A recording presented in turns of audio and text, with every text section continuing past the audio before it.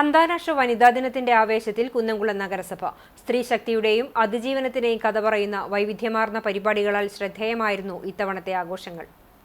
കുടുംബശ്രീ സൗഹൃദ കൂട്ടായ്മയുടെ നേതൃത്വത്തിൽ പുറത്തിറങ്ങിയ പെണ്ണ് എന്ന മ്യൂസിക് ആൽബം ചടങ്ങിലെ പ്രധാന ആകർഷണമായി മാറി.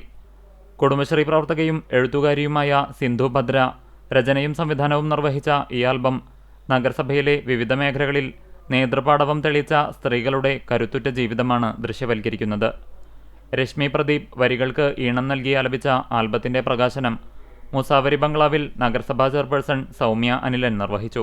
കഴിഞ്ഞ 20 വർഷത്തിലേറെയായി കുന്നംകുളം നഗരത്തെ മാലിന്യമുക്തമാക്കാൻ വീടുകളിലും സ്ഥാപനങ്ങളിലും ഓടി നടക്കുന്ന ഐശ്വര്യശ്രീ, സേവനശ്രീ എന്നീ കുടുംബശ്രീ യൂണിറ്റുകൾക്കുള്ള അംഗീകാരമായി നഗരസഭ പുതിയ വാഹനങ്ങൾ കൈമാറി.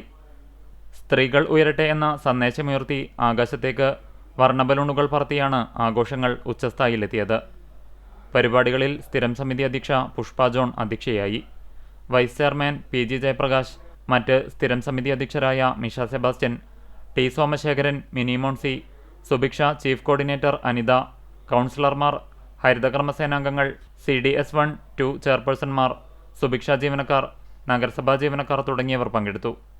തുടർന്നു നടന്ന കലാപരിപാടികൾ ചടങ്ങിന് മാറ്റുകൂട്ടി.